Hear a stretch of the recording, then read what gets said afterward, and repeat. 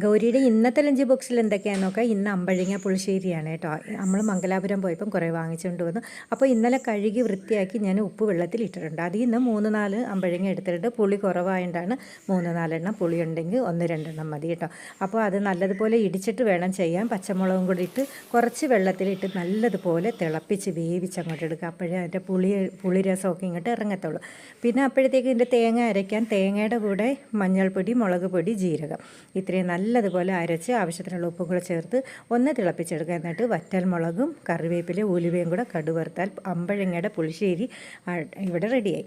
പിന്നെ നമ്മൾ ചെയ്തത് വൻപയറും ചെറുപയറും ഇട്ട് പുഴുക്കാണ് കേട്ടോ. വെളുത്തുള്ളിയും തേങ്ങയും ചെറിയ ഉള്ളിയും കറിവേപ്പില എല്ലാം കൂടി ഇടിച്ച്. അപ്പോൾ നമ്മുടെ ഗൗരിയുടെ ലഞ്ച് ബോക്സിൽ നിന്ന് നിറയ്ക്കാൻ നമുക്ക് കുത്തരി ചോറാണ്, ചമ്മന്തിപ്പൊടി വെച്ചു, പിന്നെ നമ്മുടെ പുഴുക്ക് വെച്ചു, പിന്നെ നമ്മുടെ അമ്പഴങ്ങ പുളിശ്ശേരിയാണ്. അപ്പോൾ എല്ലാവരും ഒന്ന് ചെയ്ത് നോക്കണം. അപ്പോൾ എല്ലാവരും വീഡിയോ കണ്ട് ലൈക്കും കമൻറ്റും സബ്സ്ക്രൈബും ഒക്കെ ചെയ്യാൻ മറക്കരുതേ.